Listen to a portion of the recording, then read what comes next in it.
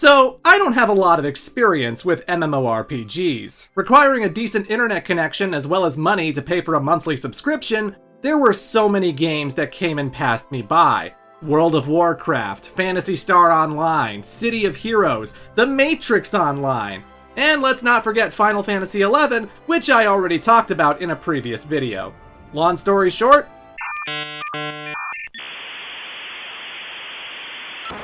it wasn't possible.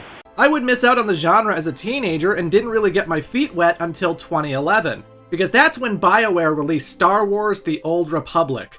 I loved the KOTOR series, and seeing how story-driven this game was going to be gave me lots of motivation to finally jump in. And it was great! I was a Jedi Knight palling around with troopers and smugglers, taking out the Sith Empire, and earning darkside points for encouraging Padawans to fall in love. What a monster I am! Then after that, I'd give DC Universe Online a try, where I took the role of a telekinetic supervillain doing business for Lex Luthor. I mean, it's not like I was going to work for the Joker. That guy would cut my face off just for shits and giggles. But those two games, pretty much my only experience. So don't expect today's video to make lots of comparisons to the Elder Scrolls Online or World of Warcraft or whatever. But on that subject, Final Fantasy XIV was announced at E3 2009, and it wasn't just going to be another installment. The full title was Final Fantasy XIV Online. Like 11 before it, this game would be an MMO where thousands of real-life players got together in real time to save the world as a collective unit. And in 2010, I was living comfortably enough that I could finally join in at long last. There wasn't anything I could do to play 11, but now, nothing was stopping me. Aside from the overpowering cynicism that I now had for the franchise.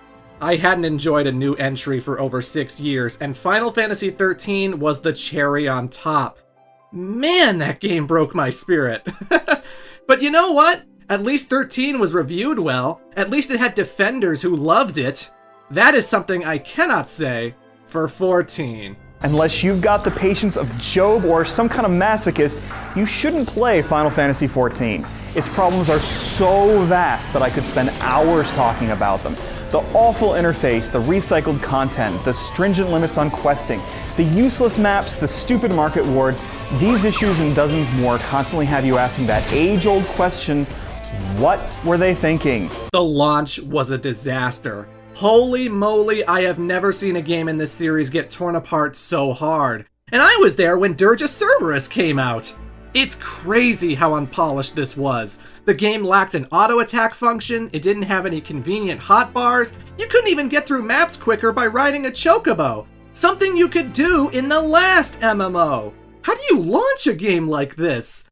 It was such a train wreck that it actually forced Square Enix's then CEO, Yoichi Wada, to offer a public apology, stating boldly that the Final Fantasy brand had been greatly damaged. Yowzer. Needless to say, I didn't pick up 14. To be honest, I felt vindicated, because of course the game was bad. It came from modern-day Square Enix. So for the next few years, I moved on with my life, while Square rushed to fix the damage they had done. But this wasn't something they could just fix with a few patches. So, an ambitious plan went into action. They took a gamble and proceeded to rebuild 14 from the ground up.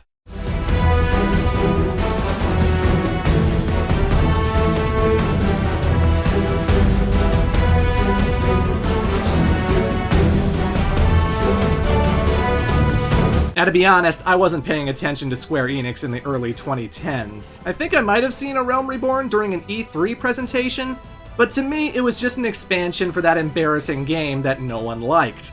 The only update I wanted to see was for Versus 13, because what the hell happened to that game? I didn't even bother reading reviews, so for me, it just came and went. But cut to 2014, 2015, and all of a sudden, I noticed that a lot of my friends online are actually talking about 14. Not because it did something scummy, not because of a controversy, but because the game was now fun. Like a phoenix rising from the ashes, 14 managed to reinvent itself into one of the greatest Final Fantasy games ever made. Thanks to the new series director, Naoki Yoshida, the team got hard at work on a completely new version of the game. A Realm Reborn would replace the initial 2010 release. They listened to fan feedback, paid attention to other MMOs, and actually crafted something worth a damn. And it worked! Final Fantasy XIV was now a resounding success, and every subsequent expansion managed to bring quality of life improvements, fantastic music, and arguably one of the finest storylines this franchise has ever had. It was a slow burn, even I took a while to come around, but this game is so popular now that as of 2021, it has become the most profitable Final Fantasy game in the series' history. Yoshida didn't just save 14, he very well may have saved Square Enix entirely. I would definitely recommend checking out NoClip's documentary on the fall and rise of Final Fantasy XIV. It is a fascinating 2 hours on one of gaming's greatest comebacks. But this video isn't about the behind-the-scenes stuff. I'm just here to talk about what I think has been Square Enix's greatest game in the last 20 years. I mean, besides Final Fantasy X. Now, I'm only going to be covering the first two campaigns, A Realm Reborn and Heavensward. I will not be covering Stormblood, Shadowbringers, or the upcoming Endwalker. Because I want to sell you on what makes 14 so awesome, I will be spoiling most things in those first two adventures, so hey, if you want to go in completely blind, you might be better off skipping this video. For everyone else, here's why you should be joining your friends in Final Fantasy XIV. Our story begins in the world of Hydaelyn. Specifically in Hydaelyn, the region of Eorzea. Now this place is filled with everything you'd want in a fantasy land. It's got dragons, it's got goblins, elves, elemental tree spirits, moogles, lots of giant cities, a friggin' amusement park. It's also home to a whole bunch of ancient ruins that were once dominated by the Allagan Empire, a technologically advanced civilization that was wiped out thousands of years ago. But they did leave behind their legacy, a giant crystal tower and lots of technology, including a giant round machine named Omega, which I'm sure is absolutely harmless. It is a land of humans and cute dwarves and cat people, a land of magic, adventurers, mercenaries, and beast tribes aplenty. There is so much going on in Eorzea that it's earned the attention of a place called Garlemald. The Garlean Empire is, well, it's the evil empire you see in every Final Fantasy game. They wear scary armor, they torture people, they ride around in menacing Magitech armor, and they want to conquer the world. They're also really pale and have white hair most of the time. I thought they were vampires at first. Come on guys, even Hojo goes sunbathing once in a while. Either way, they're evil, and 15 years prior, they tried to conquer Eorzea. And they gained quite a bit of ground as they actually managed to take one of the major city-states, a place called Alamigo. A conquest that would have major ramifications for years to come. But ultimately, it was their battle with the dragons over Silver Tear Lake that triggered the Empire's retreat. Because after clashing with an elder dragon named Midgardsormr, their flagship was decimated along with any hope of conquest. But they did fell the great dragon in the process, and its death caused an imbalance in the etheric energy surrounding the area, which spawned lots of crystals. With the help of some mysterious shadowy figures, the various beast tribes of Eorzea learned how to draw out ether from the crystals, and using that ether, they could actually channel their faith to summon down the gods that they worship. The Primals. Ifrit, Shiva, Titan, Ramu, Leviathan, all your favorite Final Fantasy summons, but on a much more cataclysmic scale. You see, Primals can only sustain themselves with ether, the magical life force of everything that moves. Should the beast tribes run out of crystals, well, the Primals are gonna get hungry. And we're talking apocalyptic, destroy the world levels of hunger. Something players got to experience firsthand with the finale of 1.0. So as I said before, A Realm Reborn was not just an expansion, but a completely new game that replaced the original 14. That initial 2010 release cannot be played anymore unless you have access to some kind of private server. And there's really not much to recap because A Realm Reborn kind of acts as a soft reboot. Meeting the city-state adventurers, Minfilia, the Primals, an airship engineer named Sid, this all happens again the second time around. But what is different is the ending. Eventually you start taking on the Garlean Empire because after 10 long years, they're back once again to conquer Eorzea. Among them, an imperial legate named Niall von Darnus who discovered that the ancient Alagons actually built an artificial moon, one that still hovers far above the planet, a former energy source for its lost civilization. And being an absolute batshit monster, Darnus plans to use this moon, referred to as Dalamud, to cleanse Eorzea of its people and lay it bare. The Meteor Project. And although the player is successful in killing Nile von Darnus, the damage had already been done. Meteor continues to fall, and nothing can stop it. And this made for a really awesome finale because it wasn't just limited to the quests. In the final days of 1.0, you could actually see Dalamud get bigger and bigger as the game reached shutdown. The end of days accompanied by scary, ominous music. A few players actually recorded the game's final moments, and goddamn, what a treat it must have been to experience that firsthand. For legacy players to put up with such a lackluster game and get rewarded for it. And holy shit, the CG cutscene that followed. For as it turns out, Dalamud is not just a chunk of rock, it's also a prison.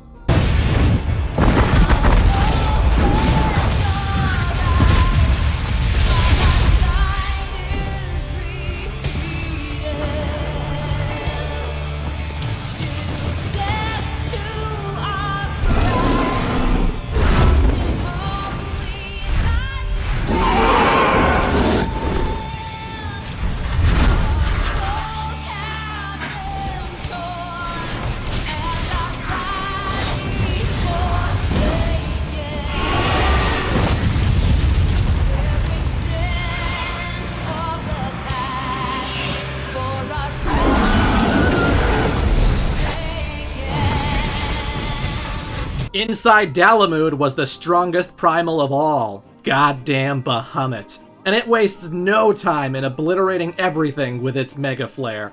It even kills my favorite character, Mad Snake! Mad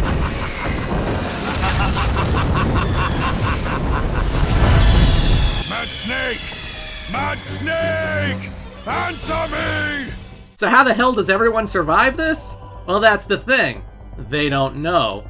Along the journey, the player meets Louis-Sois Leveilleux, a master wizard who leads a group of heroes known as the Circle of Knowing. He puts all of his might into trying to contain Bahamut, but when that fails, he transports all of the adventurers away with his magic. He remains to suffer Bahamut's blast, and that's the last anyone saw of him or the Primal. They both just kinda go away.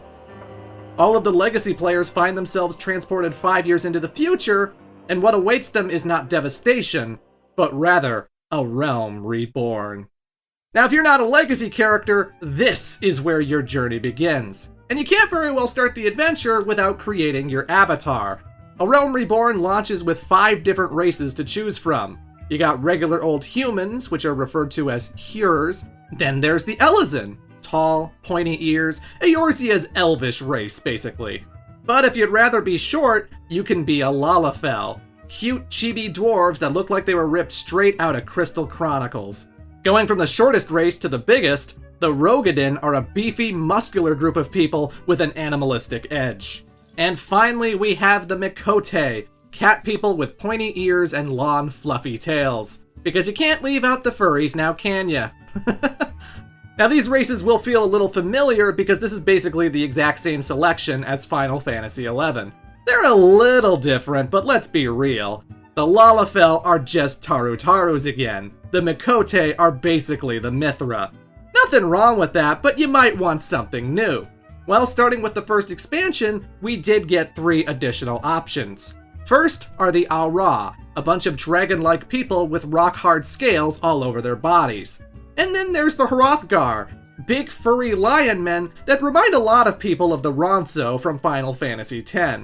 And finally, we have the Viera, tall bunny women who you may remember from the world of Ivalice. In fact, their starter outfit is just straight up Fran from Final Fantasy XII.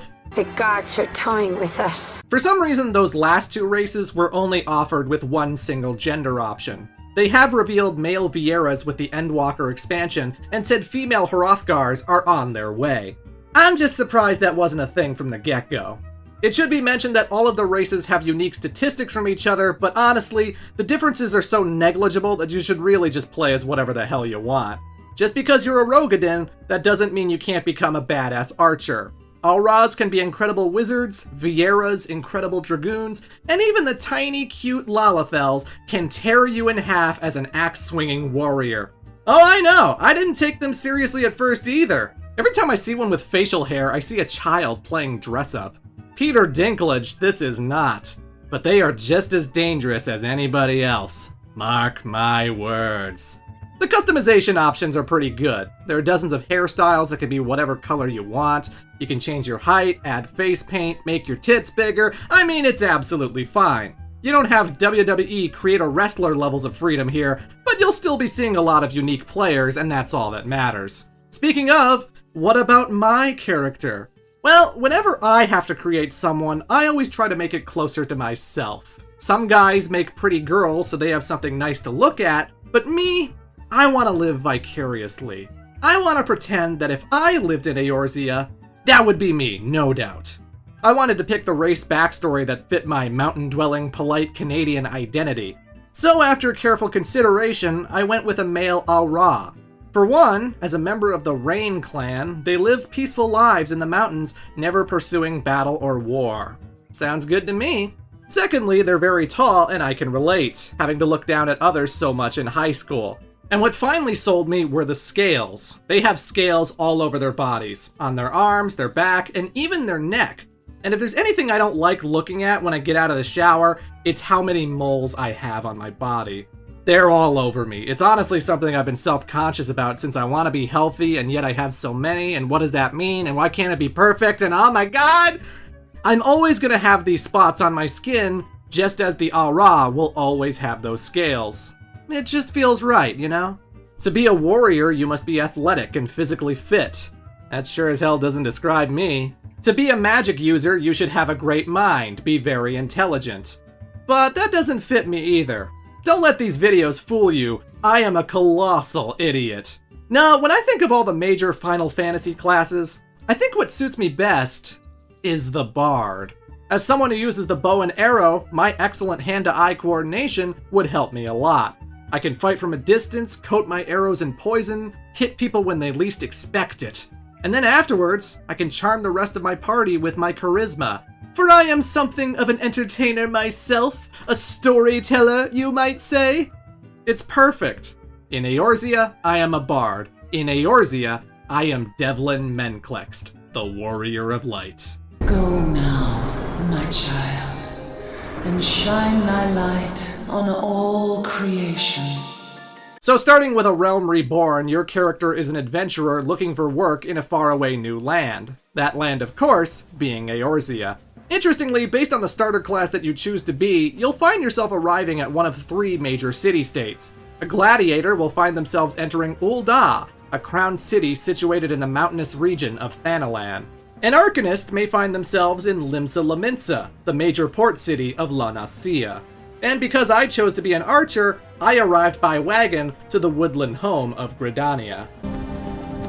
Hey, you. Finally awake. Oh shit, I put in the wrong game. Also, how the hell was Skyrim less than 4 gigs on the Xbox 360? But I digress. No, I traveled through a beautiful lush green forest known as the Black Shroud. And upon arriving in the city, well, you do adventurer stuff. Excuse me, but these mushrooms are bad news. Alright, I'll go kill the mushrooms. My friend hasn't returned from the forest. Alright, I'll find your friend.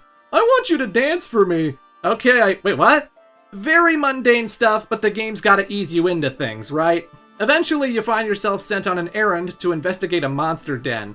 And inside, you stumble upon a very shiny crystal. One of the 6 fabled crystals of light. Upon contact, the player is sent to an endless void where they speak with the planet itself. I am Hydaelyn, all made one. A light there once was that shone throughout this realm, yet it hath since grown dim. The power to banish the darkness dwelleth in the crystals of light. Journey forth and lay claim to them. 1 minute you're fighting off squirrels, and the next you're tasked with saving the world. Actually, the adventurer looks around and sees that they're not the only one. Hydaelyn is speaking to multiple people, some of which you might just encounter on your travels. Because we're all in this together. We're all warriors of the light. With no real guidance on where to find these crystals, you just keep doing the adventuring thing until the situation gets out of hand. A mysterious robed figure starts unleashing monsters throughout the land in hopes of completely destroying everything. But as a warrior of light, you show no fear and step in to save the day. With the mystery man defeated, you learn that he belongs to the Ascians, and the Ascians are the same shadowy figures who taught the beast tribes how to summon primals. They seem to really want Eorzea's destruction. Seize the gem. Feastoon the only lamb rides at thy dawn. But hey, thanks to you, Gridania is still standing. So you get invited to a special ceremony, where they put a weird mask on you, and then you get to meet Connie Senna, Gridania's leader and ambassador. Could it be a crystal of light? That Heidelin would speak directly to this man. It is my belief that you may yet play a telling role in the tale of this great realm. For the power of the echo resides within you. A fun side effect of meeting the Mother Crystal is that you can now see echoes of people's past. Being able to glance at some of the most memorable moments of their lives, you can uncover information that would potentially be lost otherwise. But more importantly, the echo allows you to understand any language, and it keeps you immune to primal influence. The warrior need not worry about becoming Bahamut's mindless slave. Having this power is kind of a big deal, and it attracts the attention of a certain organization. My name is Minfilia, and I lead the Scions of the Seventh Dawn. Our order is home to a number of individuals who, like you, possess a rare and special talent. That's right.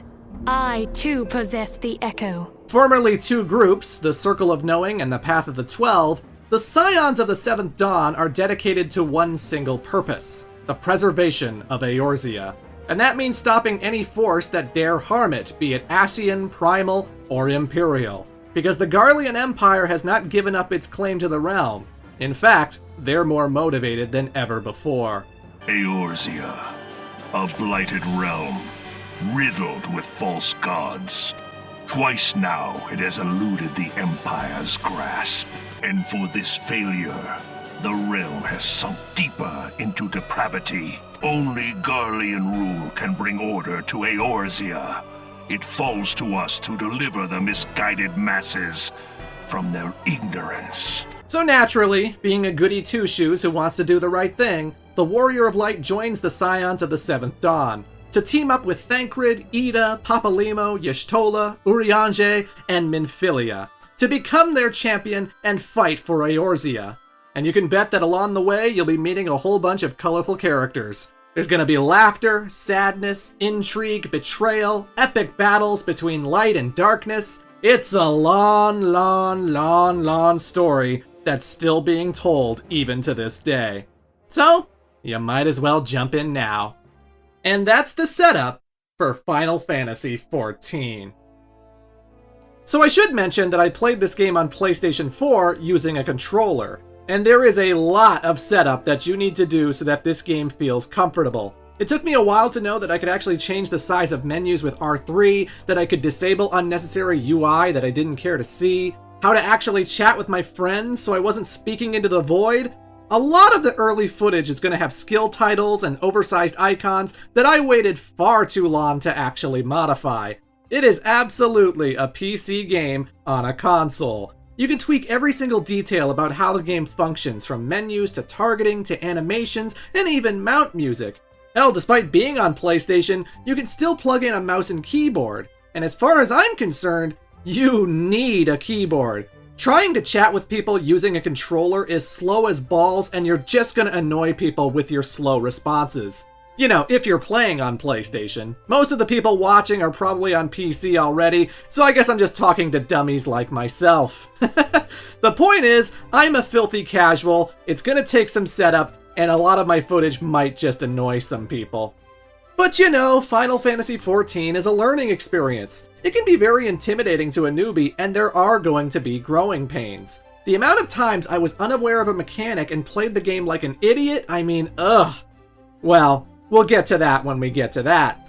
For now, I'll start with the basics. As soon as the game begins, you're dropped into a city-state, and then you start doing some quests. At which point you'll go into one of the surrounding areas to take on all of the critters that dwell there. And they're all clearly identified by name with their skill level. If you're a level 2 character approaching something that's level 10, it's probably a good idea to turn around.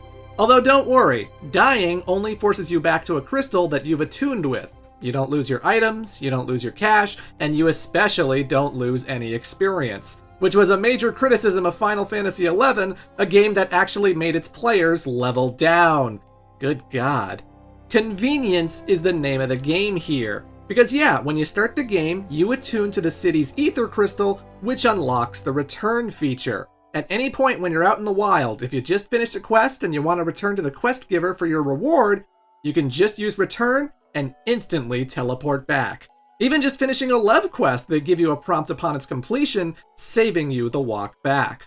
Every city-state is directly in the center of its region, which means you have multiple gateways to get to your preferred area. The maps are big, but not too big. It doesn't feel like you're taking 10 minutes just to walk from one side to the other.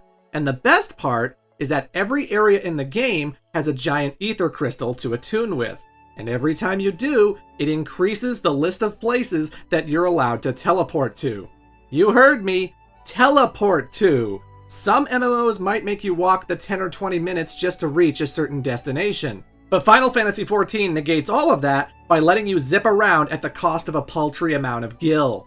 This means so much. I don't have to keep going back to the airport just to travel from Ul'dah to Gridania. If I want to meet up with my friends wherever they are, it takes no time at all and we just meet up without delay. And another thing, I'm usually teleporting just to save time, not to save myself from a precarious position. If I almost die from a fight in the wild, it takes barely 10 seconds for my health bar to completely regenerate.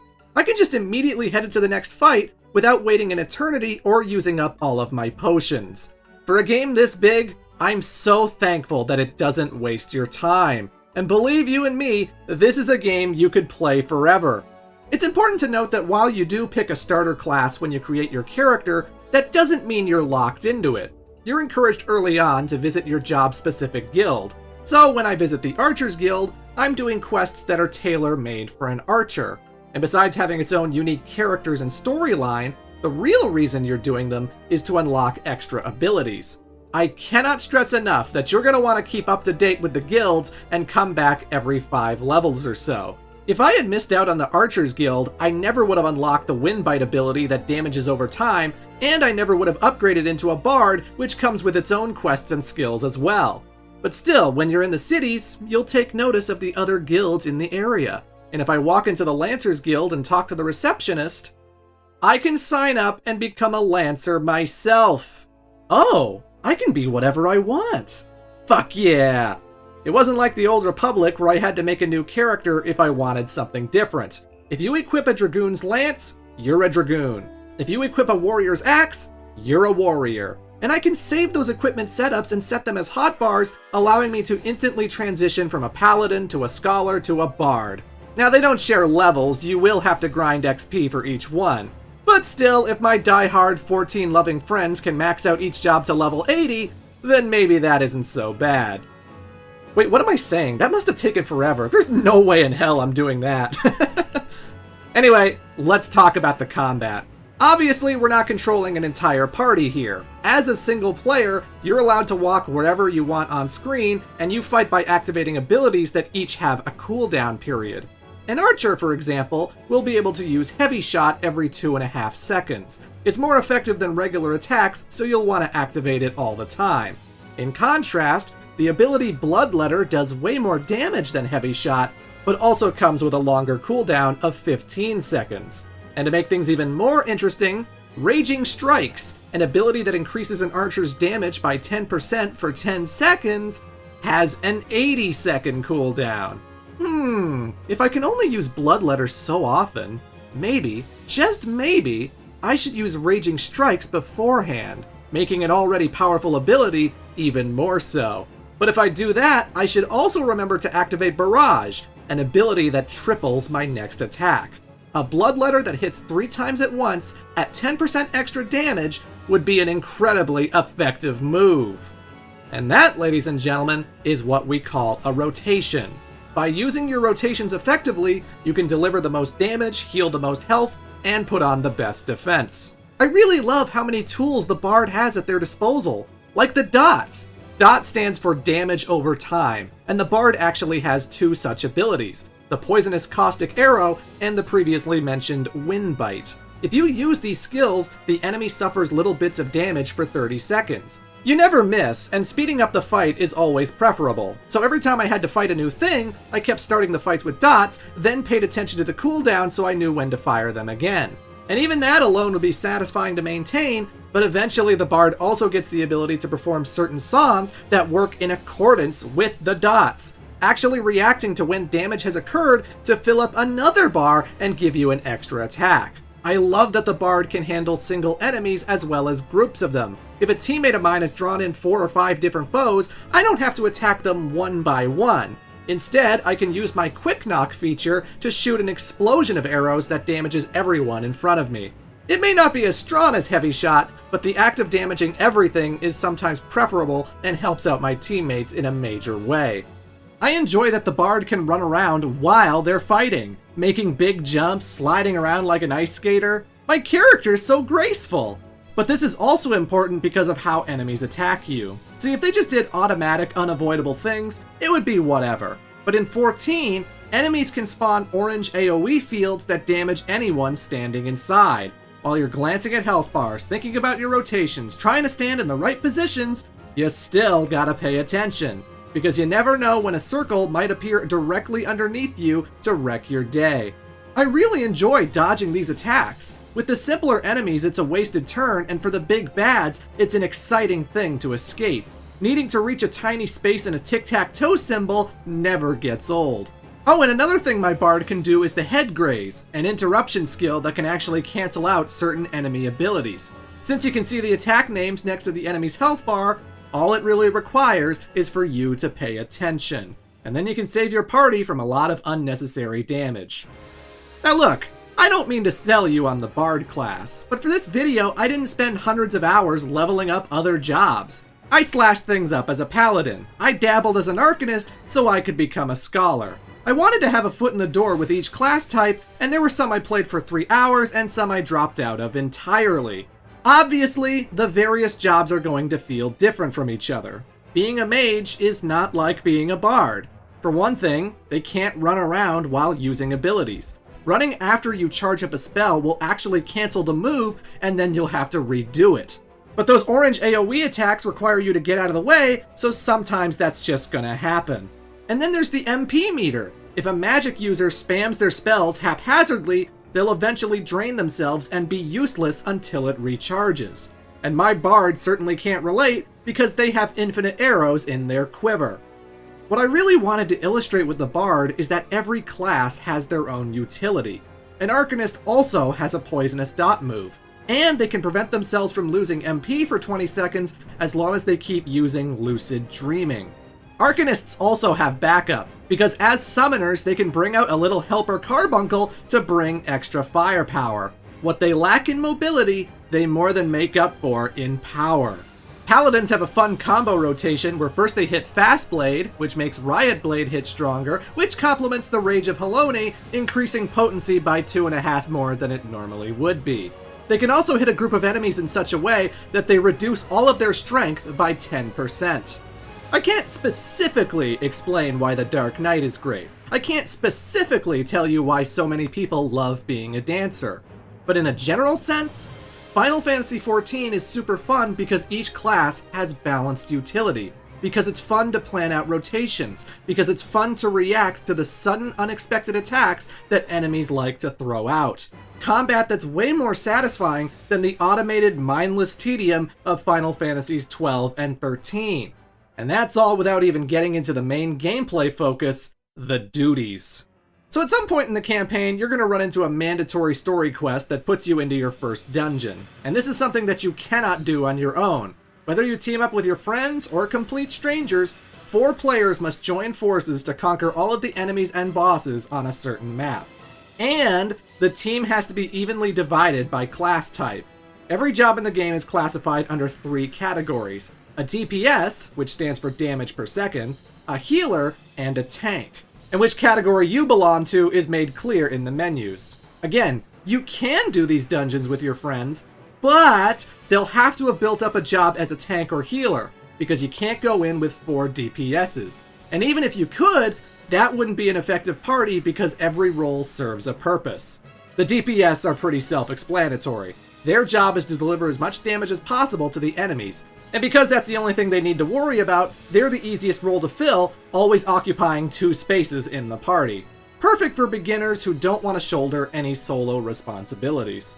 Healers, also pretty obvious. You're gonna take damage, that's unavoidable. So it's up to them to make sure that lost HP is restored, that debuffs and status ailments are removed, and that nobody dies. If things are going well, they only need to focus on the tank, because the tank is the meat shield. They're the ones with the most defense, and their job is to piss off all of the enemies. You know, the Tommy Jarvis approach. Come on! Come on, chicken shit! Come on, I'm standing here waiting! Come on, you pussy! This is a well-oiled machine. If enemies are going after the DPS, then something has gone horribly wrong. They will die quickly, causing everybody to respawn from a checkpoint. These duties are timed affairs where you walk down a linear pathway carving up mooks until you reach a mid-boss, which is followed by a second one, after which concludes a final boss. The structure rarely changes, but the scenery certainly does. Sometimes you'll be spelunking in a dark cave. Sometimes you'll be battling through a giant cathedral. And sometimes you end up in H.R. Geiger's friggin' bathroom. Now, I've gushed about the combat, but what I think makes the dungeons so fun to go through is the variety. This game loves to throw you a curveball and completely change how you approach the situation. One of the earliest examples is with the Copper Bell Mines. At one point you encounter a blob that is impervious to all of your attacks. But there is a bomb that spawns in, and the idea is to have it explode on the blob so that it can split into smaller pieces and eventually become vulnerable. But you can kill the bomb before it explodes, which makes the fight drag out longer as you wait for another one. First-timers always get caught off guard by this. Seriously, every time I was on this map, there was always someone who didn't understand. Heat of the moment, it can get to you, but it's pretty funny seeing them ignore the chat box when 3 of us are just standing there doing nothing. One level features an invulnerable Tonberry that is slowly chasing after the party, so you gotta kill the enemies as fast as possible to keep ahead of it at all times. One boss fight might turn the floor into ice, making you slip and slide all over the place. One dungeon might require enemies to be defeated on top of certain switches so that the gates will open. And then there was this one fight against a goblin where he had all these machines in the room. And one of these machines turned you into a gorilla. No, really, you turn into Donkey Kong. And you might think, well, I definitely don't want that to happen. But actually, the gorilla form is necessary because the goblin throws out some giant bombs that will absolutely wipe your party if they blow up on you. So, to get rid of the bombs, you need to turn into a gorilla so that you have the power to punch them off the platforms. Fucking genius. You never know what to expect. And sometimes you can get blindsided by things. There have been a number of deaths that left me scratching my head, wondering what the hell happened to me. But hey, this is a social game. Sometimes after a wipe, one of the players who knows what's going on will actually type in the chat what to look out for, what the strategy is, how to avoid certain attacks. If you see an eyeball, turn your character away. Those rocks that showed up, take cover behind them. It's this variety and the amount of dungeons from the first 2 campaigns alone that helps keep it fresh after hundreds of hours. And the fact that I kept getting new abilities with each expansion meant that even just playing as one class was enjoyable. At least casually. Grinding for relics and tomestones, the game's bound to get repetitive. I think most MMOs do. But you always have options. You enjoyed it as a bard? Okay, now try playing it as a summoner. Or better yet, get off the DPS role and try being a tank for a change. Actually, that's easier said than done. Because we're playing with real people. And when you have more responsibility, you also have more anxiety. So again, you should have the easiest time with the DPS role. Not only do you have a backup player helping you out, but you're just doing what you've been doing in the field, killing enemies. Yeah, you need to focus on any extra baddies that show up, but most of the time it's not the archer's fault the tank died. Why didn't the healer save them? Why did the tank aggro so many monsters? As long as I'm not dying first, my conscience is clean. But you know, you're still gonna make lots of mistakes on your first playthrough. And the game does this cool thing where it tells your party when someone in the group is a virgin. They've never been in this dungeon before, so it might be a good idea to let them know what's up. And if nobody in the chat is helping, I just gotta wing it. As a DPS, I'm just following the leader, hoping that I don't make a fool out of myself. But if I choose to play as a tank, the pressure is on. Because now I'm the one leading traffic. And if it's my first time, I'm dragging veteran players on a wild goose chase. Oh shit, which hallway do we go down? Why are we turning these valves? Wait, what's the solution to this puzzle? Oh, they solved it, but still, what even was that? What if I choose to play a healer and now everyone is depending on me? What if the tank runs ahead, attracts a giant mob of monsters, and I struggle to catch up? What if I fumble my commands and fail to save them in the first 10 seconds? The first 10 seconds! Because that happened to me, and I immediately apologized for my embarrassing fuck-up.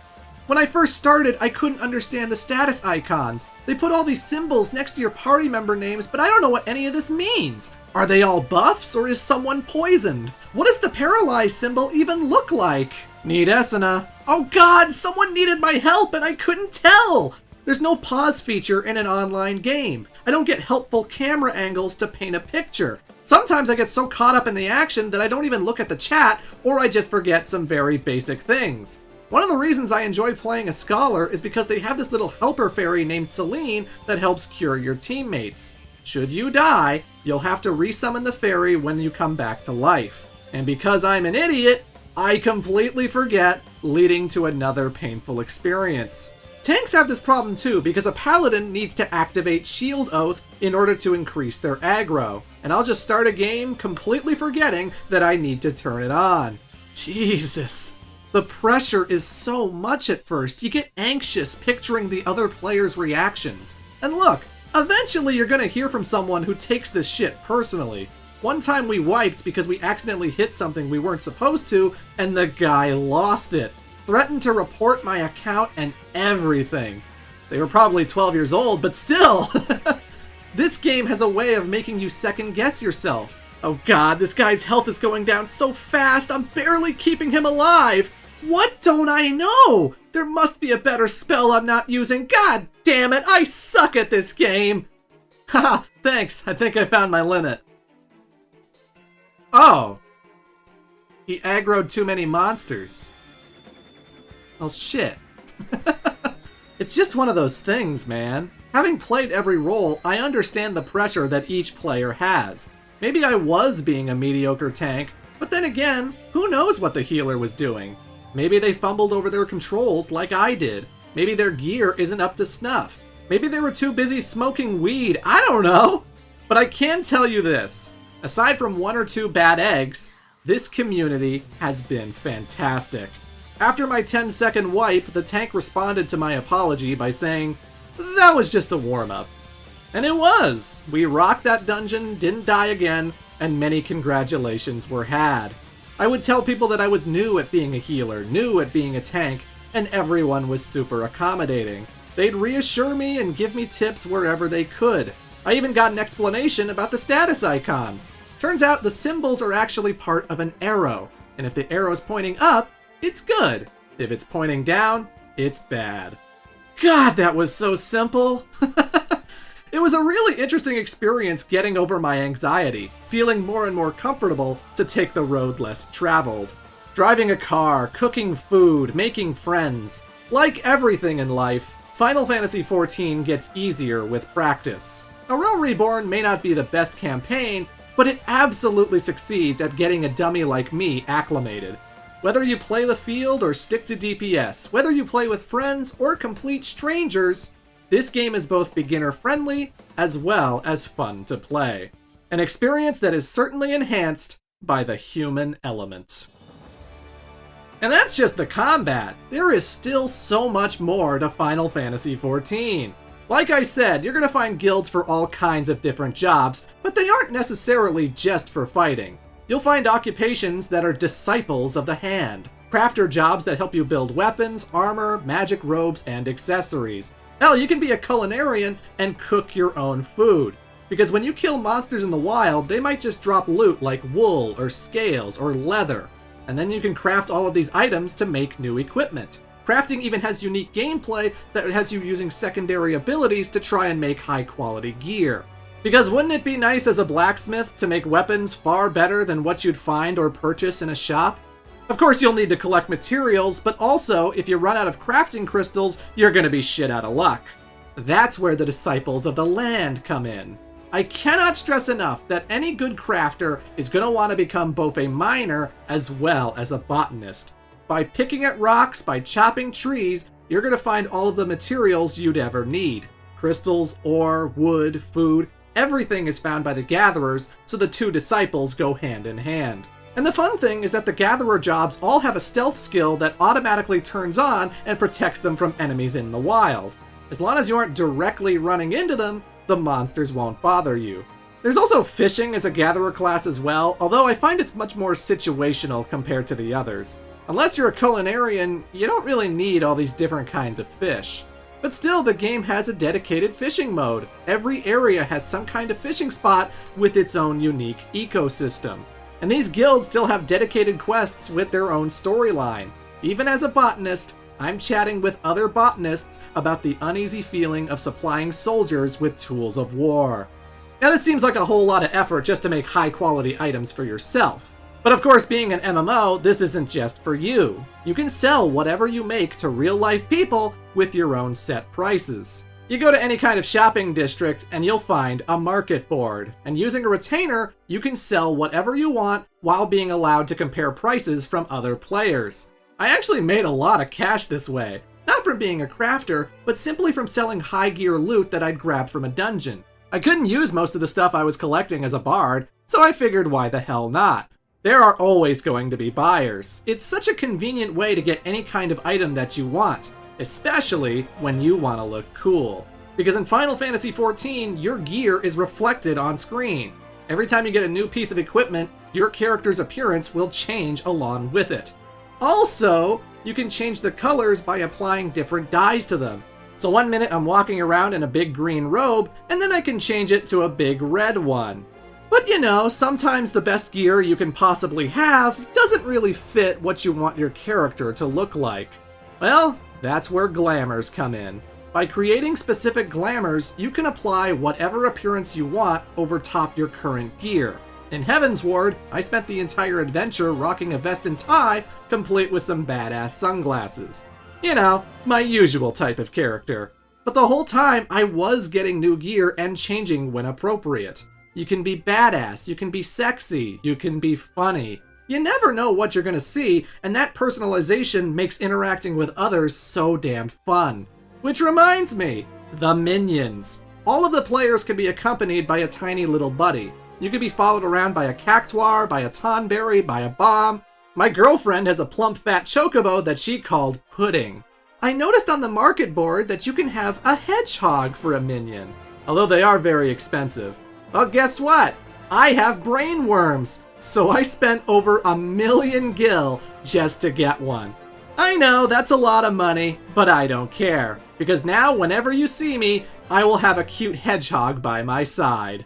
Now during the main story, you'll eventually get your very own chocobo. I named mine Boko Puffs. Not only do you use it to get around the map quicker, it can also be summoned as a backup party member in the wild. So that's fun. But it gets even better because after beating a Realm Reborn's campaign, you gain the ability to fly. The freedom this offers is so incredible. Flying over the forest, flying along the ocean. It feels so reminiscent of the older titles, like whenever you acquired an airship. It really makes you appreciate the world of Eorzea and all of the incredible detail that goes into it. Flying in the Realm Reborn maps is free, but whenever you start a new expansion, they make you hunt down ether streams. Which I'm totally fine with because I want to explore the place on foot anyway. But chocobos aren't the only thing you can mount. Another prize for clearing a Realm Reborn? You get your own Magitech armor.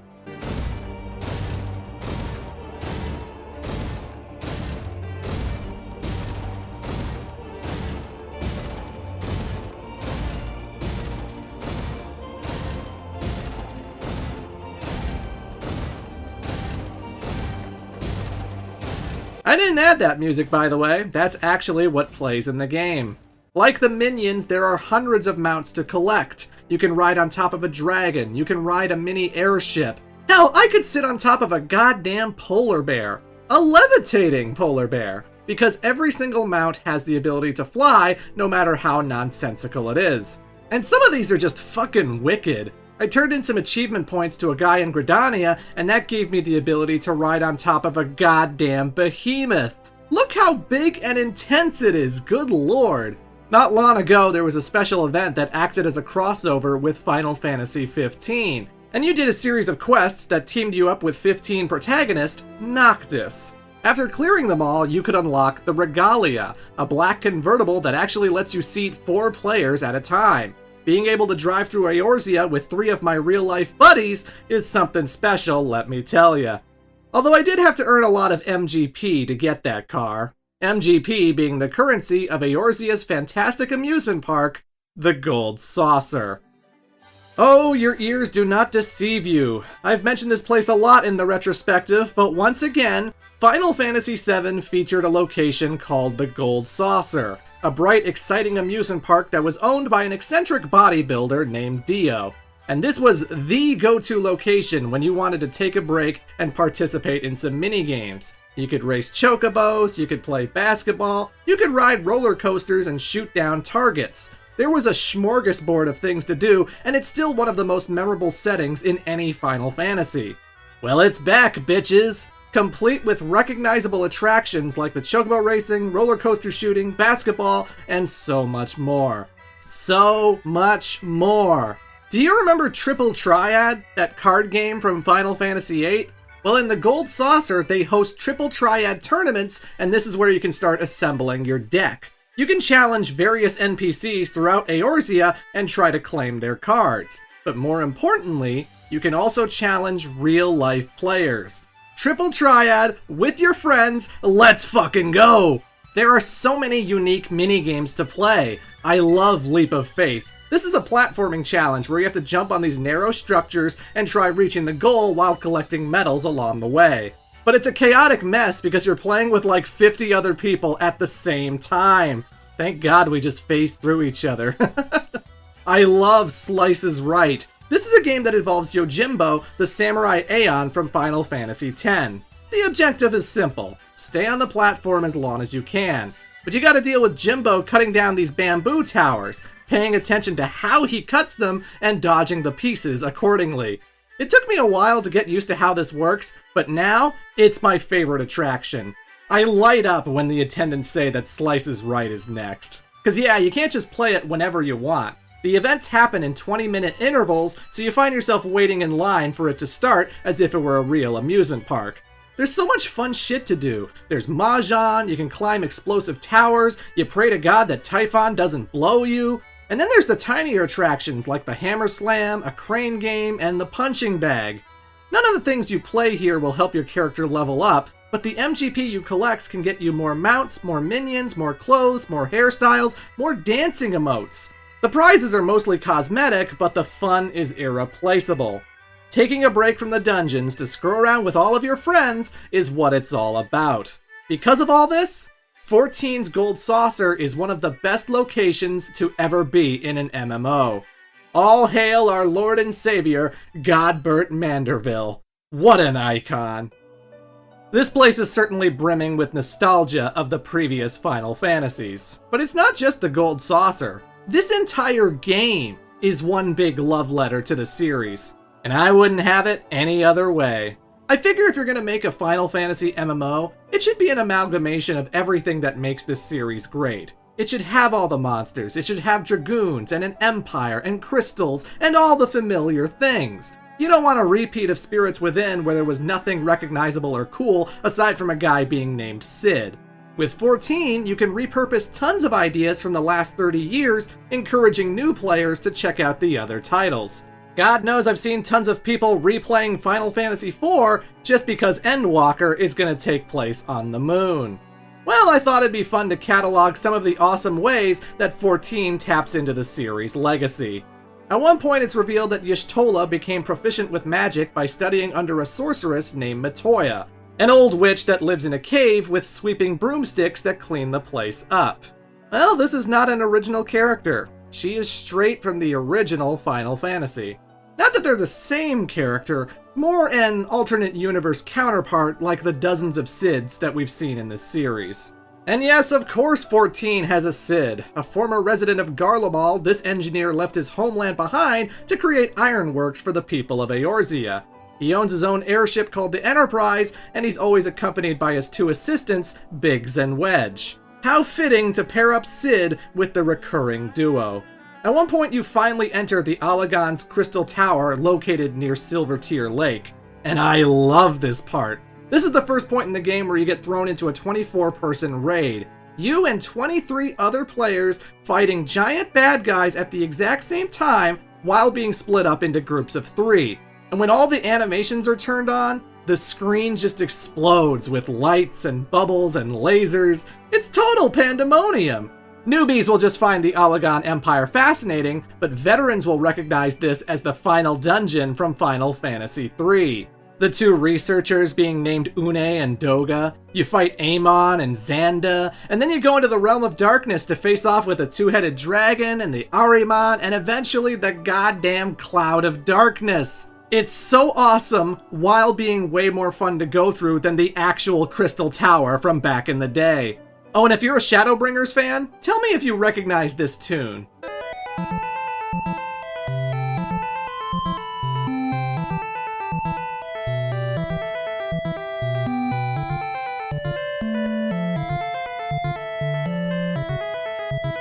Yep, this song's been a thing since 1990. Heavensward has its own 24-person raid that has you teaming up with a talking kitty cat named Kate Sith. And oh god, I don't know about this design. He's so skinny and his eyes are incredibly hypnotic. Either way, he needs your help to take out Diabolos, one of the GFs from Final Fantasy VIII. But in order to get to him, you have to go through Ozma, the super boss of Final Fantasy IX, good lord. From Byblos to Calcabrina to the Ultima weapon, there are just dozens of returning bosses to battle in a whole new way. Eventually, the Scions add a new member to their ranks when they bring in the Lalafell, Kryl, a woman who may or may not be related to a man named Galuf, straight out of Final Fantasy V. Speaking of, is Gilgamesh in this game? You bet your ass he is. But if I'm going to talk about him, I gotta talk about Hildebrand Manderville. The self-proclaimed Agent of Inquiry, Inspector Extraordinaire, Hildebrand is a wannabe gumshoe who aims to use his brilliant deductive mind to solve all of Eorzea's mysteries. That'd be all well and good, except for the fact that he's an arrogant himbo. This fucking guy. He's not a villain or anything, but he greatly overestimates his abilities. Oblivious to common sense and always looking to save the day, this guy supplies some amazing comic relief to the game. Seriously, the writers and animators must have had a field day with this storyline. I love the over-the-top expressions, I love the goofy sound effects.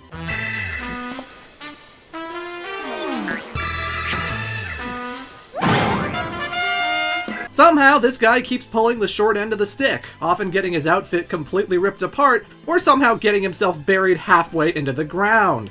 But I guess that's gonna happen when your father is Godbert Manderville. The owner of the Gold Saucer is not just a wealthy philanthropist, he's also a bodybuilder whose strength rivals the primals themselves. He is the living embodiment of every Chuck Norris joke you've ever heard.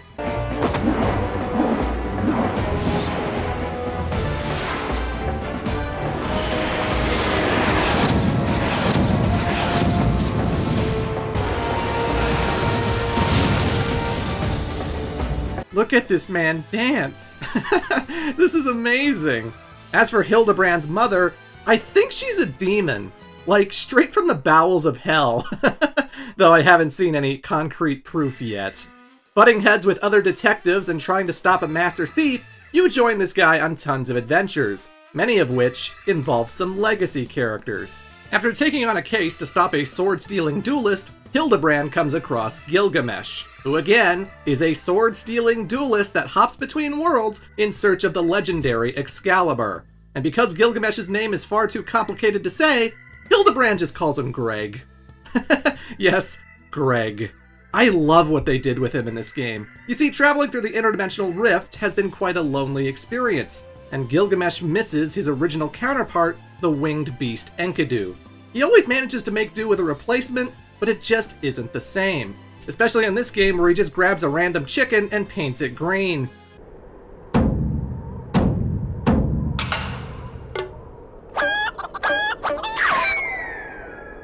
Oh, Gilgy. Eventually the guy manages to grab some crystals and once again starts missing his feathered companion. And because he's in Eorzea, that's all it takes for his wishes to gain form and create a new primal. At which point the Warrior of Light must stop both him as well as the newly created Enkidu. So yeah, you get to fight Gilgamesh not just once, but twice. It's pretty awesome. At one point, Hildebrand tracks a phantom thief to the Ul'dah Colosseum, and it's here we encounter a scheming Ultros. Our favorite octopus from Final Fantasy VI is up to no good yet again, trying to use his buddy Typhon to rig the game. Also, when you fight him, he can turn you into an imp/kappa, a status condition exclusive to FF6. And the Hildebrand storyline continues to be wholesome when they discover a robot puppet in black mage attire. Not knowing what to call the little guy, they decide to call him Gigi. Which sounds an awful lot like Vivi, which is what they're going for here. Oh, by the way, Godbert Manderville can just build anything. Gigi wants to be a real boy, so Godbert instantly builds him a giant muscular body.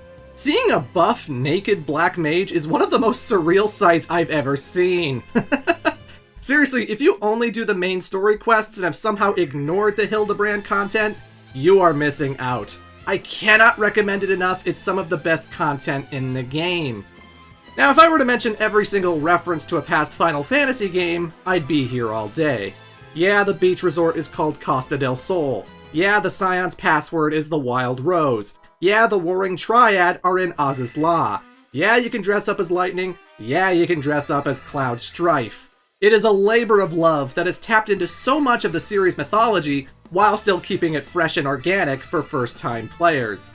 As a longtime fan of this series, it's just cool to see an updated element from Final Fantasy V as I enter Stormblood's first dungeon. To see Calcabrina reimagined in a creepy new way. To hear the updated remixes. And on that note, oh my god, the music. Predominantly composed by Masayoshi Soken with assistance from series veteran Nobuo Uematsu, this score is just wow. I think this is the best soundtrack since Final Fantasy IX. It is amazing how memorable each song is. Whether you're walking through a city-state, battling in a dungeon, or catching up with the Empire, all of it sticks with you. To the point that I'll start a new expansion, and after 10 minutes, I'm already humming along to the new melodies. There's also an amazing amount of variety. Orchestral stuff, vibrant techno, cheesy butt rock. It constantly surprises me with where it goes, and I don't have enough time to highlight all of it. Just take it from me, it's amazing.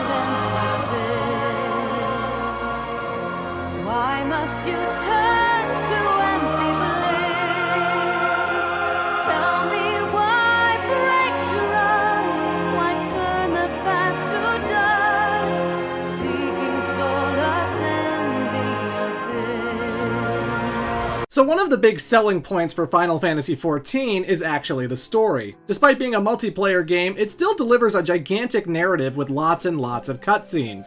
And the main quests are important to play through because you can't go to any of the new areas unless you've reached that point in the story, which can be a legitimate criticism as other MMOs are not quite as restrictive. Now, if I were to judge a Realm Reborn story from the beginning to the end credits, it's pretty average. It's not really character-driven, what twists are there are mild at best, and no matter how big the threats you face are, you take them down like it's nobody's business. From the get-go, you know that you're going to face Ascians, Primals, and Imperials. And you do. The ending of the campaign has you blowing up an Imperial facility, forcing them to lick their wounds and run to fight another day. And while there is ambiguity over what the Ascians are trying to do, it's pretty cut and dry. Here's the characters, here's the lore, stay tuned for the next patch. But you know what? I still think the story is pretty impressive, all things considered. Not only did they write tons of unique material for every single job class, they also did all of this while still working on 1.0.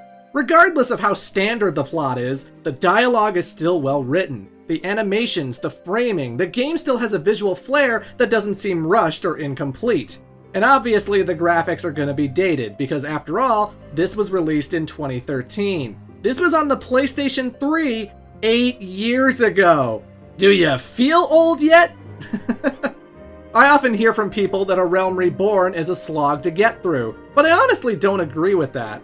Even during the first few dungeons where you only have so many abilities, it's still exciting to play. It's still fun to learn the rotations and try different classes, to meet other players and explore Eorzea. You have so much freedom to do whatever you want, as opposed to the first 20 hours of Final Fantasy XIII, which relentlessly put limits on you every chance it could. I mean, I do agree that there are a number of dull, meaningless fetch quests that could probably be removed from the main story. I mean, you just want to fight Titan and they keep sending you on these random goose chases just so a pirate can drink some wine or whatever. It's not always compelling, but it's certainly not as boring as people make it out to be. We can teleport around, reaching level 50 takes no time at all, and God knows that you're going to be spending way more time farming tomestones, doing dailies, and gathering materials. Personally, if you're talking to a random nobody and you haven't been thrown into a dedicated cutscene, then just hammer through the text! Seriously, you won't miss anything. If it's important, you'll know. The unfortunate situation with 14 is that the game gets better and better with each expansion, but the longer it goes on, the more likely you are to burn out. Because make no mistake, each campaign is the size of a regular RPG. It took me more than a month to get through A Realm Reborn, and it took just as long to get through Heavensward. I still have hundreds of hours left until I'm finally ready to start Endwalker, and god damn is that intimidating! Here's the thing. You can skip all of that if you really want to. By spending money in the Square Enix store, you can ignore A Realm Reborn, jump to Stormblood, hell, you can even begin with Shadowbringers. But that's not a great solution because then you're missing out on everything that came before. The story will lose something without context, and the gameplay will be jumping from 0 to 11. 14 players are always happy to see their friends jump in for the first time, but then they have to go in defense mode insisting that they stick with it. That Heavensward is so much better, you guys! I think you shouldn't do that because A Realm Reborn is perfectly fine, and it overhypes the expansions, giving people gigantic expectations. Do you know how often I would hear that Heavensward had one of the greatest storylines ever in a Final Fantasy game? Don't get me wrong, it's good, I like the characters, it's a fun time. But come on, it's not that good. Oh, didn't I tell you? I'm serving up hot takes today. But before I get into that, I do want to focus on when the story started getting good and everything that I like about it. I'd say the main story quest doesn't really pick up until Heavensward, but in terms of side content, the game delivered immediately after the initial credits. Like the Crystal Tower shows up here, and it's not just pure fan service. It's a story that actually gives context to how the Allagan Empire operated while setting up for future storylines down the road. It's enjoyable learning about Grahatia. It's fun to see Cid be an uneasy ally with Imperial bad guy Nero, who not too long ago was trying to kill us. The Hildebrand content begins here as well, and obviously, it's friggin' hilarious. But one side story I haven't mentioned yet are the Coils of Bahamut. See, as soon as the Empire is taken out, you get rumblings that Bahamut is coming back and that you gotta act fast to stop it. Teaming up with Louisoix's grandchildren, you go deep into the ruins of Dalamud itself, seeing a lot of crazy stuff. And this is a long thing too, with over 13 different maps as you plunge deeper and deeper into the abyss. Now what I didn't realize at first is that the Coils are basically a Realm Reborn super boss. It's the hardest content of the original campaign, and because of that, you're not going to find a game of it on Duty Finder. Nobody wants to tackle this place with casual strangers, so you better find yourself some friends. Shout out to the Hrim Shelter, thanks for helping me out. So yeah, this place is really tough, but 14 rewards its players by delivering some fantastic content for making it this far. Not only do you get to fight a resurrected Nile von Darnus, you also get the truth about what happened to Bahamut during the Calamity. It turns out that Louisoix is still alive. After failing to contain Bahamut, the sky was dispersed with so much ether that Eorzea's overwhelming desire to survive transformed that energy. It flows into Louisoix and changes him into a primal. Using the power of the Phoenix, Louisoix goes goddamn Super Saiyan and dives right through Bahamut's heart, thus eliminating them both and saving the realm. But thanks to reactivated Allagan machinery, everybody gets revived, including the King of Dragons. Unfortunately, they all need to be returned from whence they came. Your hopes and dreams must no longer be an extension of mine. You must needs find your own reason to fight for this realm, your own meaning in this sea of chaos. Thank you for everything. Pray, take your rest, grandfather. You deserve it. Such a powerful moment, and even the Bahamut fight itself. They incorporate the Meteor Song answers into the battle, and it updates with every phase. It's tough as balls, but a really cool thing to experience. So freaking awesome. The side content was great stuff in A Realm Reborn, but the main story really explodes as you enter Heavensward. The lead-in is so incredible that I have to remind my audience, I'm going to say what happens. If you haven't played this game, this is your last chance to avoid major spoilers. Okay? Alright. So after driving out the Empire and quelling the Primals, the Scions of the Seventh Dawn are doing pretty good. Not only have they established headquarters near Silver Tear Lake, but thanks to Alpha Node Leveilleur, they even have their own personal army, the Crystal Braves. With this newfound power, they've even established a close relationship with the city-state of Ishgard, the only holdout of the Eorzean alliance. They decide to hold a banquet in Ul'dah to convince the Ishgardians that the best way to protect itself from the Empire is to do so together. Meanwhile, Ul'dah is having internal conflicts as the leaders Rauban and Namino are constantly dealing with pushback from the Monetarists, greedy merchants looking to instigate a revolution so that they can keep filling their pockets. He has all but committed treason, and yet we can do nothing? Having to wade through so much bureaucratic bullshit, Rauban feels like the only friends he has are with the Scions, one of which being Ilberd, an Ala Mhigan refugee who runs the Crystal Braves. So the stage is set, and everybody goes to the banquet where absolutely nothing will go wrong.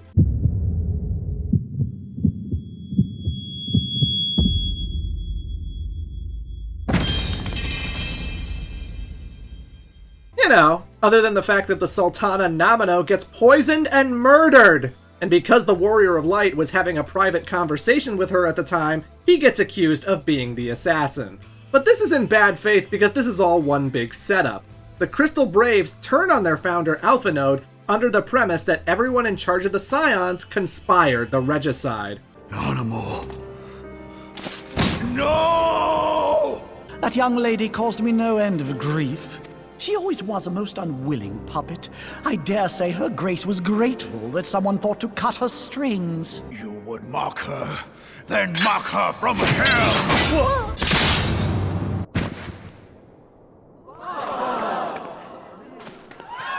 Rauban murders one of the Monetarists in cold blood, just kills him dead, and in blind rage he goes for another one when all of a sudden...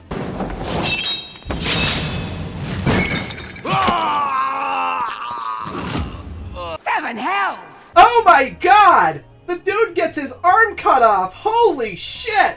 Shall I tell you who really killed your precious Sultana? It was me.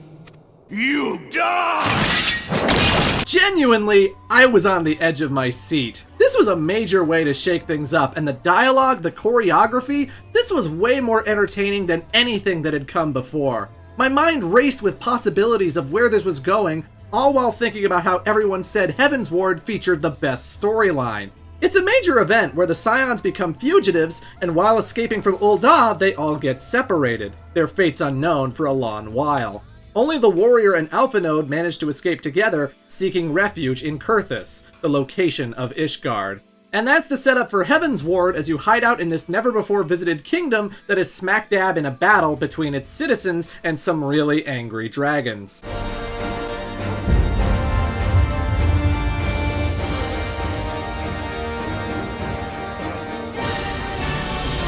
Right off the bat, things feel very different because the entire voice cast gets replaced. Apparently Square Enix changed their developmental process between campaigns. They had to hire completely new actors from a different union. So pre-Heavensward, people of Eorzea falter for want of such hope.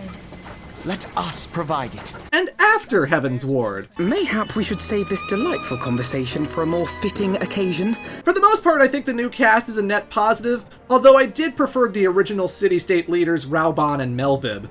But then again, I have a soft spot for Dragon Age 2, and she is so recognizably Meredith from that game. It makes little difference who thought of it first, so long as it works. But it's more than just the voices. I feel like every single character got way more personality. Take Y'shtola, for example. In the original 14, she has a really youthful appearance. She's wearing a white blouse that doesn't look all that different from standard crafting gear. Her hair's in pigtails. Because she's a conjurer, her weapon of choice is a twig. It made her feel like a kid sister, only without the spunky personality. She's barely in the story and seems so boring that I couldn't help but feel indifferent to her. Then we get to Heavensward. After escaping Ul'dah by transferring her essence into the lifestream, she comes back to Eorzea without her gear, completely naked. Settle down, perverts, you don't see anything. So the Scion Secretary Tataru gives Y'shtola a new change of clothes, and hey, that's what I'm talking about! They ditched the pigtails, gave her an elegant robe, as well as a lawn magic staff that's worthy of her power. Plus, being in the lifestream really affected her senses, so her eyes have become a pale white, which adds so much mystique to her character. Combine that appearance with her new voice actress, Robin Addison, and there's just a bigger sense of regality here. She goes from being your kid's sister to a goddamn queen. I might have known that it would not escape your notice. It has been this way since I returned from the lifestream. An after effect of the teleportation magic I invoked, most like. I did not like Alpha Node when he was first introduced. My god, he was just this smug, pretentious, know-it-all asshole who seemed like he enjoyed the smell of his own farts. You might call us students of history, sampling the realm's remembrances in pursuit of enlightenment, freedom. Yes, they have always been rather fond of their freedom, much as the beast tribes have. Small wonder.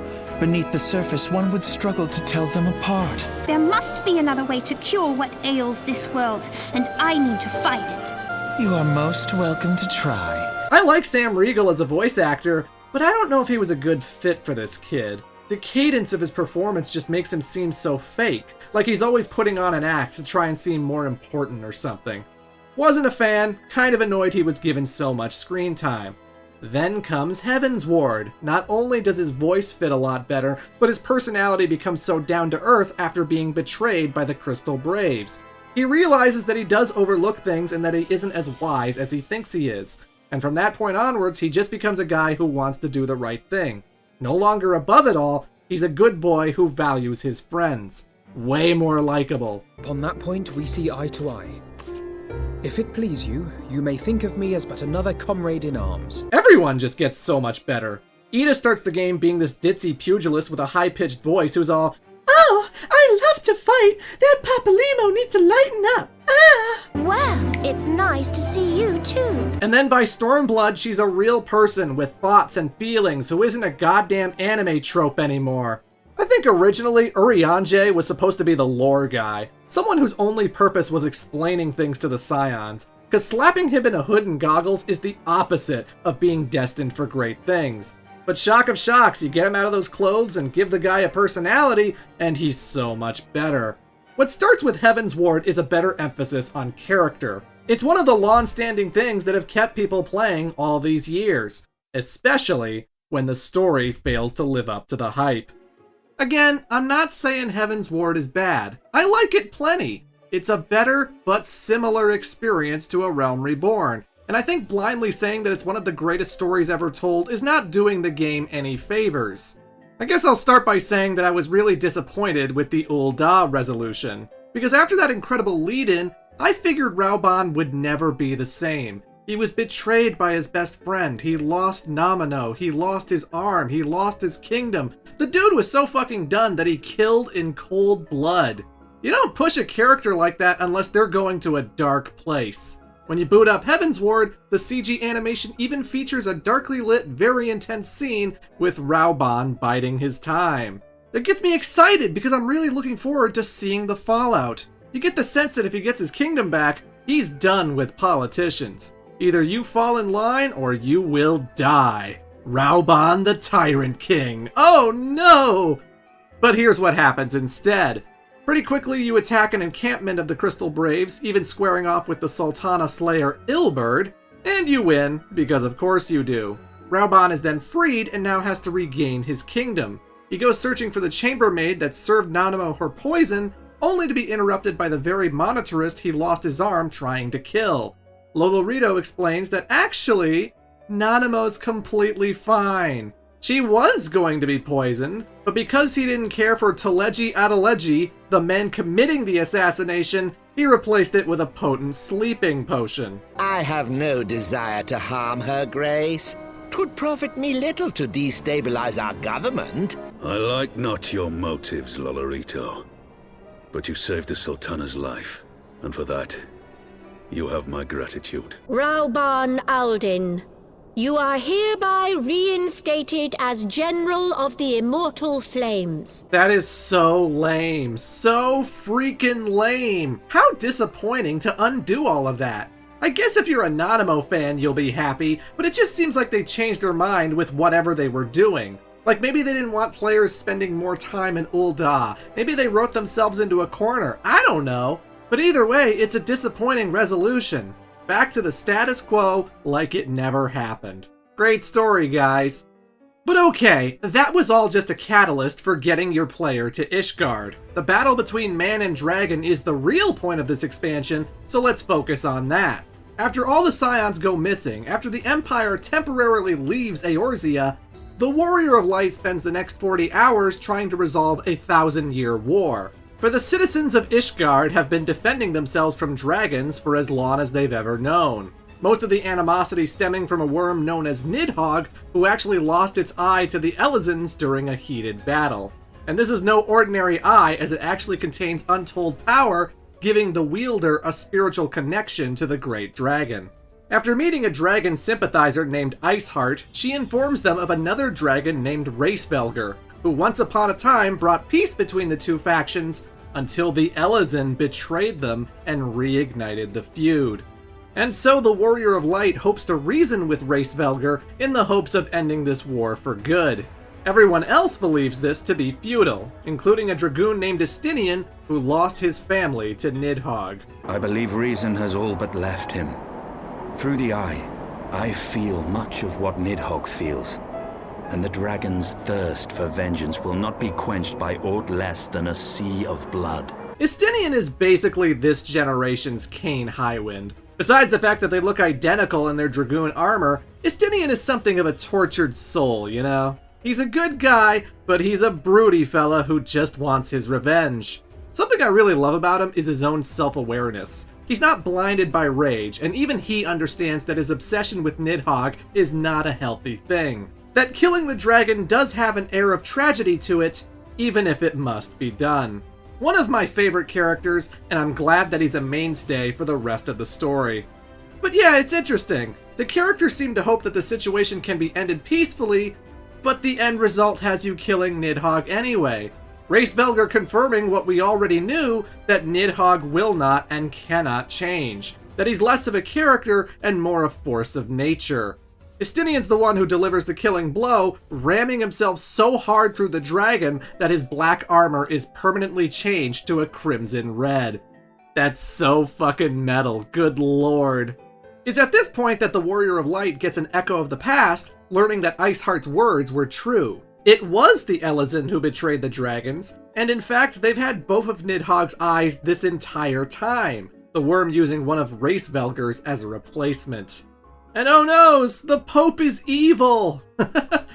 I don't know, I guess I just didn't find this as shocking as it should have been. We kinda knew that they were evil from the get-go. They always came off so sinister. With the divine blade in our hands, we shall rend their flesh and drown the heretics in their master's blood. And when we have rid the world of their pestilence, we shall turn our attention to our Ascian allies. Oh, they're working with the Ascians, the death cult that's responsible for all the evil we've seen. Seems trustworthy to me. It's just, look, this expansion is called Heavensward. It is named after the army of knights that control Ishgard. These would-be Knights of the Round are the major threat of the story and the final boss fight. So it's a shame then that they're one-dimensional villains who aren't all that memorable. Aside from Archbishop Thornton, can you honestly say that you know any of their names without looking it up? Compared to Gaius Van Balsar, to the Ascians, to Xenos, and Emmett Selk, I mean, they just don't compare. They're the weakest villains in the whole game. Just a bunch of greedy people who beget more power. But Clement, weren't you just absolutely destroyed when Harshfont sacrificed his life to save yours? Hate to be harsh about Harshfont, but... no? Sure, it's a shame that he had to die. He was a good man and all that. But I wasn't really attached to the guy, you know? In A Realm Reborn, he was a quest giver. He was the guy you kept running back to every time you had to do busy work, and it got a little tiring. He's certainly a jolly fellow, and I like that he gave Alpha Node hot cocoa that one time. But in Heavensward, he takes a backseat to everybody. I spend more time with his family, with Estinian, with Isael, with Emmerich, with the Moogles. He disappears for such a long time, and then when he comes back, he dies almost immediately. Personally, I wish he was there the whole time. I wish he actually accompanied the group as they journeyed to Nidhogg to share campfire stories and bounce off of Estinian. They should have made him the most likable bro ever, a guy who's always by your side, someone with funny one-liners and so much to lose. But as it is, sorry Harshfont fans, my heart is just too cold. Who? What are you? And I guess the last thing I'll critique about Heavensward is that it still has the busy work that people insist makes A Realm Reborn bad. They introduced new primals and beast tribes, so yeah, you gotta do things for the Voth, you gotta do busy work for the Vanu Vanu and the Moogles, but that's when the story stops being interesting. Like, I want to chase after the Heavensward, but now I'm getting distracted with this Bismarck business, which again, is fun to play, but it gets in the way of the story they're telling. The two campaigns are not that different, certainly not enough to oversell one's awesomeness. I just don't get it. Maybe if you only exclusively play MMOs, then sure, Heavensward seems really impressive. But comparing this adventure to the entirety of Final Fantasy IX, or 10, or 7, or even 6, these games are filled with so many nuanced characters, themes of death and environmentalism and love and identity and tragedy. I just don't see what Heavensward is doing that would lay a shadow over all of that legacy. I know, opinions are opinions, we all got 'em. And mine is that Heavensward's story is incredibly overhyped. It's good, but not that good. I am tempering your expectations so that you can enjoy it a lot more than I did. I have been overly harsh to Heavensward, but it's important to remember that this is all about the main story. It's still Final Fantasy XIV at the end of the day, and while I may not think King Thornton is all that great of a character, boy is he fun to fight! The music is still incredible, and going through dungeons with real-life players will never lose its appeal. And like A Realm Reborn, a lot of its best content comes out after the end credits, because that's when you get the Diabolos and Alexander raids, which unlike the Coils of Bahamut, are balanced appropriately for a casual audience. The story starts focusing on the Scions again, and oh my god, the Warriors of Darkness! One of the most interesting things about Final Fantasy III was that at the end of the game, you learned that the Realm of Darkness had its own warriors who once upon a time had to save their world from the overwhelming light. It was an interesting concept that didn't really get explored all that deeply. Well, 14 does, because they introduced the Warriors of Darkness, heroes from an alternate dying world that are on a mission to destroy Eorzea to save their own. I love how conflicted that makes the heroes because, yeah, wouldn't we want to do the same thing if we were in their shoes? Also, I really love that they share the exact same appearance as the warriors in the CG cutscenes. Because, you know, the game's gotta show off how badass the Warrior of Light is. But since they can't account for all of our creations, they always use this stock white guy who was on the cover of 1.0. Well, guess what? The trailers are canon, because generic white guy is actually in the game as a Warrior of Darkness. Amazing! Another great thing that happens after the credits is the proper ending to the storyline. Yeah, because just before Heavensward ends, Estinian gets corrupted by Nidhogg's eyes and the dragon is resurrected. And after more back and forth with the dragons, it finally comes to a head in a final encounter that is 10 times better than the fight with the Heavensward. This should have been the actual ending to the story. It's epic, there's more finality to it, I mean, God, it's a really great moment. And everything that leads into Stormblood is also fantastic stuff that shows that when Final Fantasy XIV is good, boy is it good. To me, it always got consistently better the longer it went on. Which is to say that yes, I like Stormblood more than Heavensward. I'm filled with lots of hot takes today. But I'm not going to go in depth as to why. Some of you might be asking, will there be a second video on 14? And nah, I think I'm good. The battle between Light and Darkness is still ongoing, wrapping up the Ascian arc with the upcoming Endwalker expansion. Like a TV show, this thing keeps on going, sprinkling in new characters and situations that often change the scenario. What could I say about future expansions other than liking the story and the gameplay? And really, my big reason for ending it here? I want you all to experience it for yourself. I don't want to tell you what happens in Shadowbringers. That's something for you to find out. And everything I covered today won't cost you anything, because Final Fantasy XIV has a free trial that covers the first 2 campaigns with no restrictions on levels. Yeah, you can judge whether I'm wrong about Heavensward's story for free!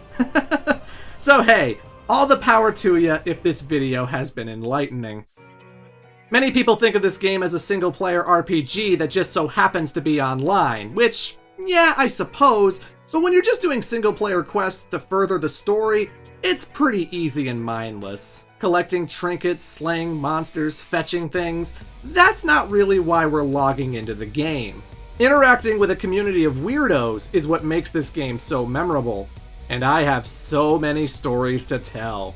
One time, I was walking through the North Shroud doing quests, and all of a sudden I noticed a line of players walking around on Gubu mounts. Gubus being this big green monster thing with skinny arms. And they're just marching slowly through the map. But it wasn't like 10 people. It must have been over 50 or 100 of them. It just went on and on and on. And they were traveling throughout all of Eorzea. Like, these were real players, not a scripted thing. I don't know what they were doing. I don't know what the occasion was. But I do know that I'll probably never encounter something like that again.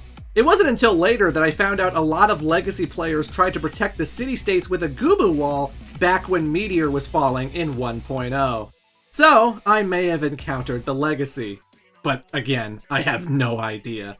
One great thing about the Bard that I haven't mentioned yet is that they have access to musical instruments for casual use. And it's not like you play scripted jingles. No, whatever you press on the keys is what's reflected to everyone else. It's such a special feeling to walk into a city-state and see an actual band performing in the streets, all dressed up. They obviously rehearsed this. It's an organized effort to entertain people.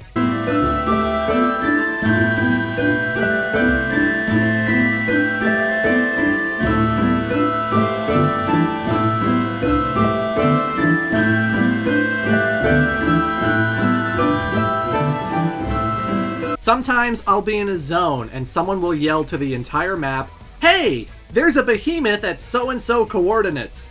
Because every now and then there's a monster that's just far too powerful even for a party of 4. So everyone joins together with complete strangers to just absolutely wail on the thing and earn some Centurio points. This happened to me multiple times and even alerted me to the existence of Odin. Apparently the Primal will just show up every now and then in the Shroud, and if your FC warns you about it, you can join in the nick of time.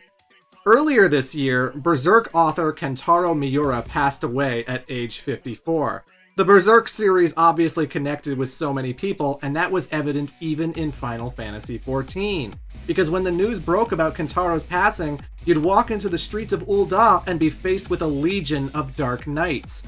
Hundreds of players wielding their great swords, posing in the street as a way to honor the man's legacy. And they were there all night, sharing stories about the manga, the anime. I mean, it was a really touching moment of solidarity. One time, a content creator I follow started talking about something called LunarCon, which was a fan-made in-game convention for people to gather around and socialize. I stopped by at one point to see so many people dancing and doing emotes and wearing hypersonic-infused chicken clothing. It was quite the sight, and that reminds me, you can own a home and property in this game. You can buy a plot of land and then make a building with all kinds of decorations however you want to spend time there with your friends. I have seen these houses actually be set up as virtual bars, where people dance in a nightclub with an actual DJ unwinding after a long day in the real world. I mean, if this game had virtual sex, I mean, forget about it. There'd be brothels everywhere. I haven't gotten myself a house because honestly, if I wanted to waste money redecorating my home, I'd play Animal Crossing. I have to save my gil for far more important things, like tiny hedgehogs that follow me around. Plus, I can always join an FC and share their home so I can use their stable and change my chocobo's color. Good old blood red. Looking good, Boko Puffs! There are probably so many things I've neglected to mention about this game, but Final Fantasy XIV is gigantic. You collect various amounts of currencies, you do all kinds of Lev quests and fates, help out all of the beast tribes with their daily tasks. You're never gonna run out of stuff to do, and there's no pressure to log on every day because you never lose your progress. Take a break for 6 months, and when you come back, it'll be just as you left it. Which is really great. Above it all, I'm just happy to say that I was there for the experience.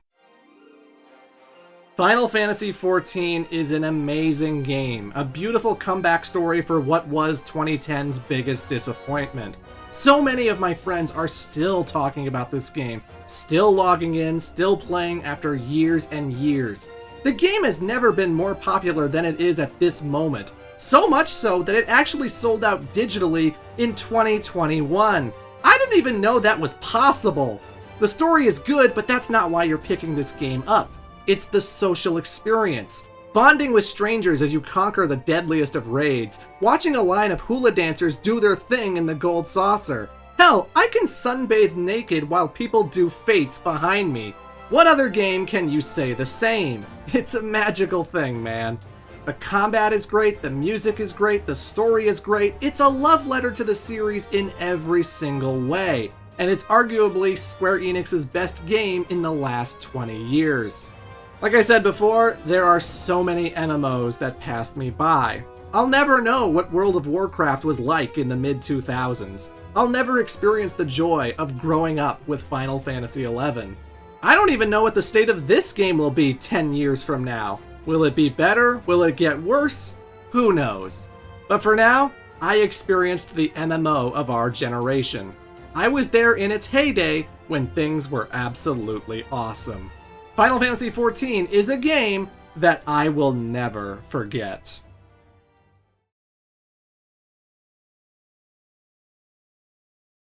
Whew, okay. Thanks for listening to this casual idiot talk about an MMO. This is the first video of my retrospective to be in 1080p 60 frames per second, which means that I've made all of the previous videos crap by comparison, so yay me, yay me. Coming up next in the Final Fantasy retrospective, I finally find out what happened to Versus 13. Next time I look at Final Fantasy 15.